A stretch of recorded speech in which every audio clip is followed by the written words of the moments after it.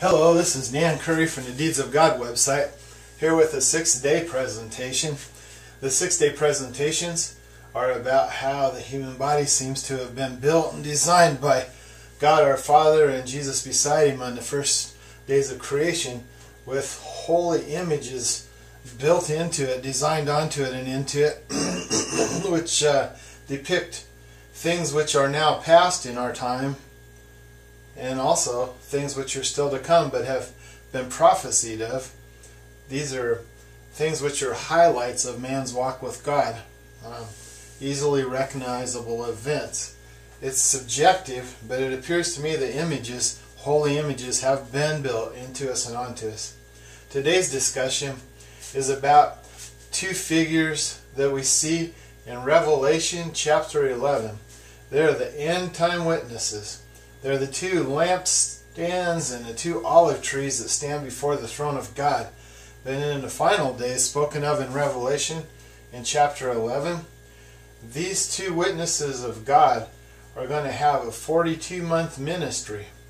They're going to be in what appears to be Jerusalem, from my understanding of the scripture, and they're going to have special powers.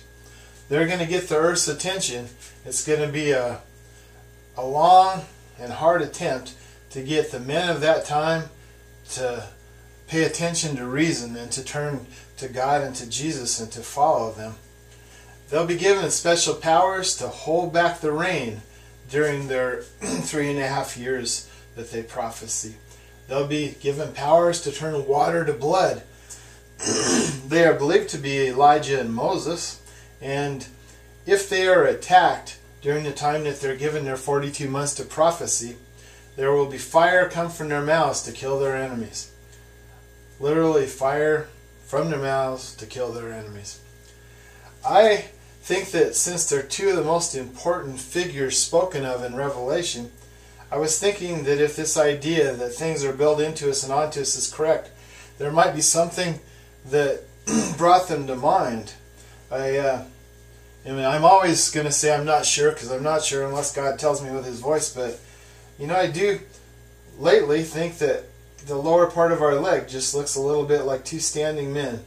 If you could imagine a kneecap being the head, and they're wearing sackcloth, and their feet are, standing on the ground essentially.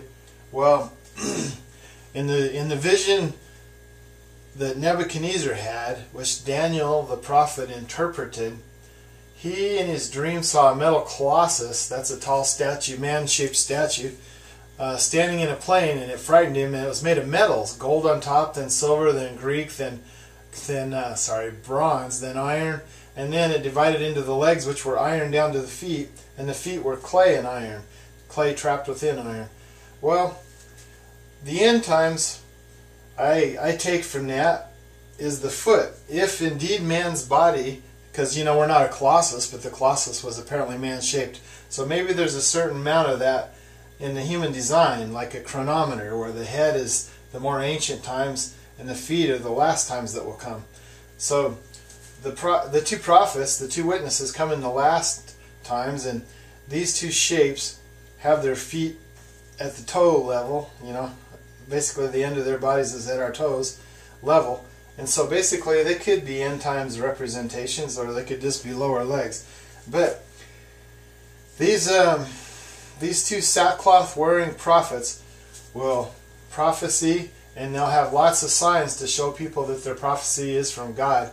But eventually the beast will arise from the abyss, and he will do battle with them, and he will kill them. He will kill them. They've prophesied for 3.5 years, or 42 months at that point, and I'm thinking it's 360-day years that are in use when these statements are made. There is a certain 360-day prophetical year that seems to hold form in the Bible, if you count it as that. And it appears also that in the more ancient days, right after the flood at least, that people thought of the year as having 360 days. So maybe whatever caused such a planetary disturbance in the times of the flood also upset the balance of the calendar. But whatever the case, the beast destroys them, and for 3.5 days they lay dead. All the world watches them. Now we can understand that in our day. Perhaps television cameras, keep referring to their images during the next 3.5 days. And people hate them so much, world rulers hate them so much, that they actually send each other gifts and celebrate. Because I guess these people were doing some damage, holding back the rain, turning the water to blood, fire coming out of their mouths. They couldn't shut them up. They hated him. They didn't want to hear about God, these rulers. Well, it's still a future event. But anyway, they're laying there dead, and for 3.5 days there's celebration. But then, after 3.5 days, God raises them up and calls them up, and they go up to heaven in a cloud.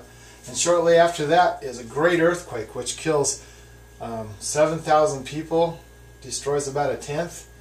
And so then there's the 7th trumpet, because in their time it is towards the end of the trumpet judgments. First in Revelations are the seal judgments, then the 7 trumpet judgments, and then the bowl judgments. This is towards the end of the trumpet judgments that we will see these people. I'm Dan Curry. This is a subjective look at how our lower legs may represent the end times prophets. Just a possibility. Thanks for watching this 6-day series video.